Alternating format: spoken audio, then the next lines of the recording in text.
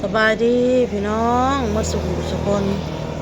ป้ามือนี้ต้องห้อนต้องเอ้าเลยพี่น้องเอ้ยห้อนแดดห้อนคักห้อนแน่งัวกันวนเวียนไปวนเวียนมาน้ำมันอยู่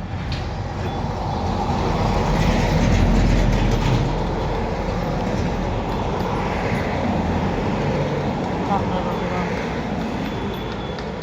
ตั้งเลยบ่เฮ้ยเฮ้ยเฮ้ยผ่ากันเปื้อนอ่ะจักซีเมนต์ฟองไฟพี่น้องเลยห่อยไว้แต่ดนๆล่ะของสิเป็นของน้องดาวมื้อแรงบัดเข้าเมื่ออดสิเก็บเมื่อพี่น้องเลยอดสิเอาไว้ใส่เองผัวมันบ่มีผู้ใดใส่ได้ห่อยไว้อยู่ฟองไฟสีชมพูลมพัดเอาเมื่อไว้ใส่พี่น้องหุ้ยหุ้ยหุ้ยเงียบเงาพี่น้องเลยออกมาตะเวนร้ายแต่เงียบพี่น้องออกมาสวยร้ายก็คืออ้นๆเลยมาสัก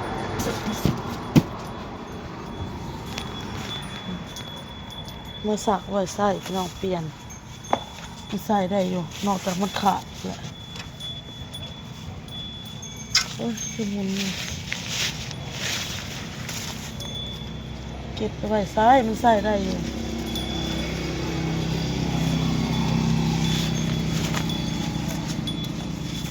หุ้ยหุ้ยหุ้ยอะไรงูอันนี้คือสารพันแต่พี่น้องหุ้ยหุ้ยหุ้ย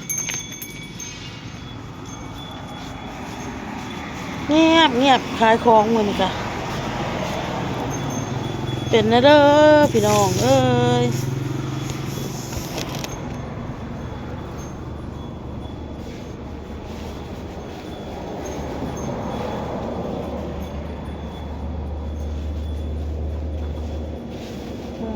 สักหัวใส่เวลาแม่จีดเราเห็ดหันเห็ดหนีเนาะพี่น้องในครัวในเคียเราใส่อ้นคือกันนะพี่น้องใส่ไปนี่นะอ้นใส่ขักเลยพี่น้องเวลาเขาลากพักลากมีมันบ่เปียกส่งเปียกเสือเฮา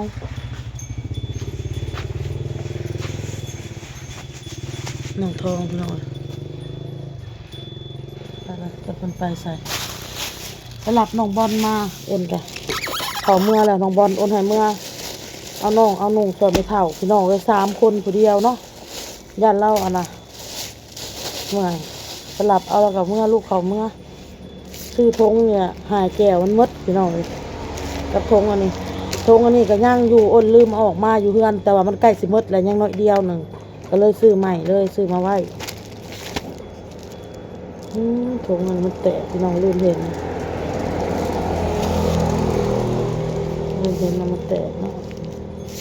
เอาไว้หายแก้วหายงานพี่น้องเอาไว้อีกปะเวลาลูกค้ามาซื้อหันซื้อนี่เขาก็จะบ่ได้โง่หาเนาะปะไว้อย่างนี้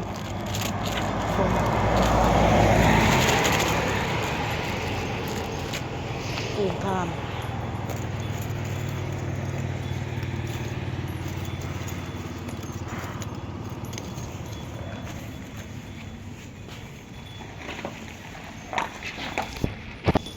ตื่นทานไว้เวลามีลูกค้ามาอยากได้อยากซื้อเพิ่นเขาก็อุ่นให้เพิ่นเราเป็นเนาะ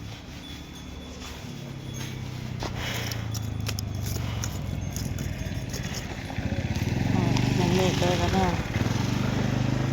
ไปหับเอาน้องลูกพี่น้องเลย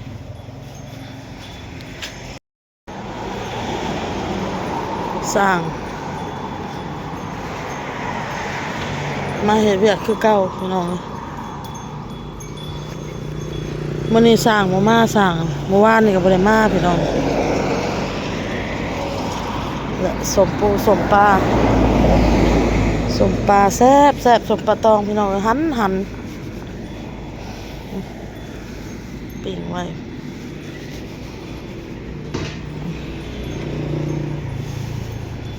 ปิ้งเอ็นปิ้งหัวใจฮอทดอกน้ำลูกชิ้นน้ำพี่น้องของขายและพังเบิ่งแรงๆพี่น้องลูกค้ามักจะเข้าตอนแรงๆนะพี่เนาะตอน5-6 โมงก็สิมักเข้ามา ข่ลูกแม่น้อยก็2 4 6 8ยัง8หน่วยพี่น้องขายน้ำขายในเราคือเก่าสมตำคือเก่านั่นแหละมีคนมาสั่งเราก็ตำให้พี่น้องแม่น้อยอะไรก็4 โมงแรง4 โมงปลายเด้พี่น้องเดี๋ยวนี้ก็นั่งเผาห่านพี่น้องเงียบเหงากินมีลูกค้าเพิ่นมาซื้อส้มพี่น้องส้มปลาเพิ่นมาซื้อ3 ห่อกินแล้วก็มีผู้ชายคนหนึ่งมาซื้อห่อหนึ่งได้ขายส้มปลา4 ห่อเนาะพี่เนาะ4 6 8 9เพราะว่าขายส้ม4 ห่อมี14 ห่อหัวกินอันหนึ่งพี่น้อง6 โมงปลายเลยพี่น้อง6 โมงปลายเงียบเหงา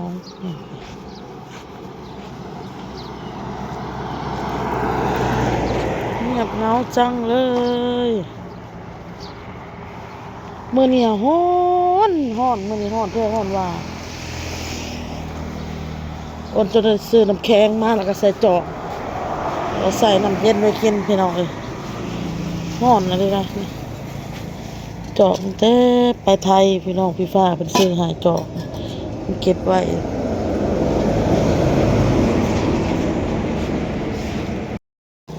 กินไข่ลูกพี่น้องว้ายเค็ม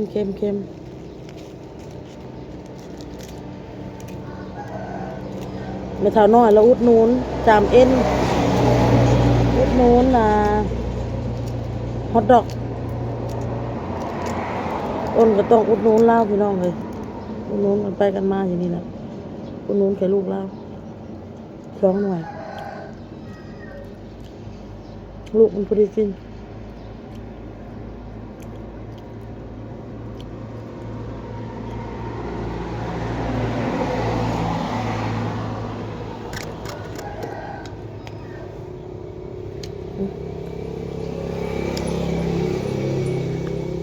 กิน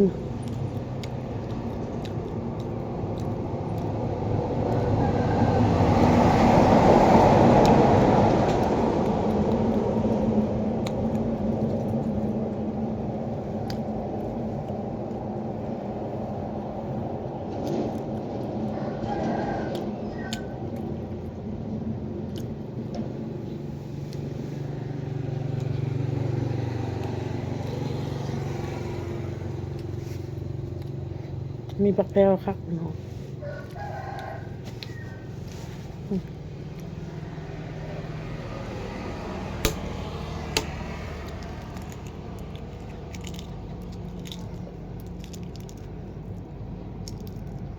แซ่บนัวไข่ลูกนี่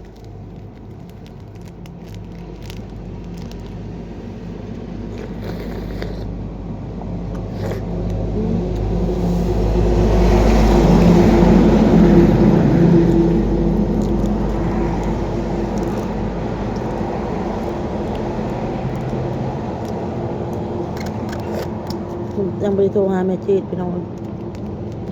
โทรหาแม่จีดพาลูกหลานกินข้าวเลยบ่กินข้าวกินยาพี่น้อง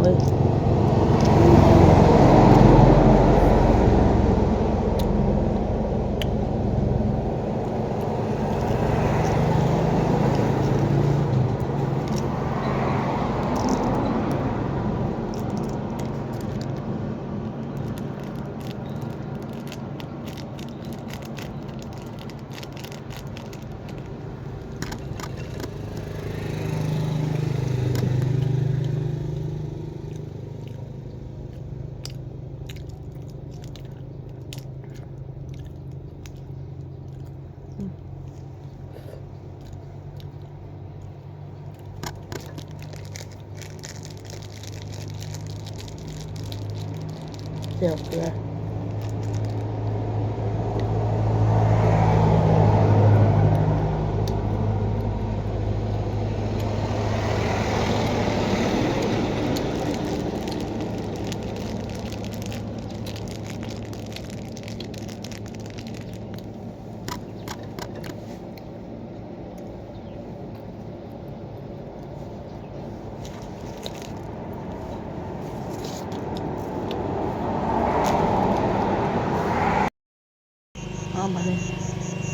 หันมาวันนี้ก็ค่ำมืดตื่นตาแล้วพี่น้อง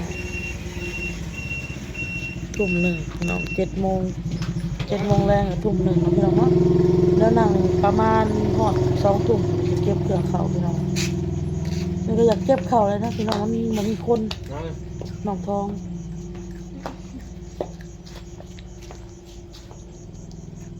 ได้ไปเฮ็ดเวียกแล้วน้องทองค่ะนะเอาล่ะแหละพี่น้องคลิปนี้ก็พอกับคลิปหน้าจ้าสบายดีพี่น้องบ๊ายบาย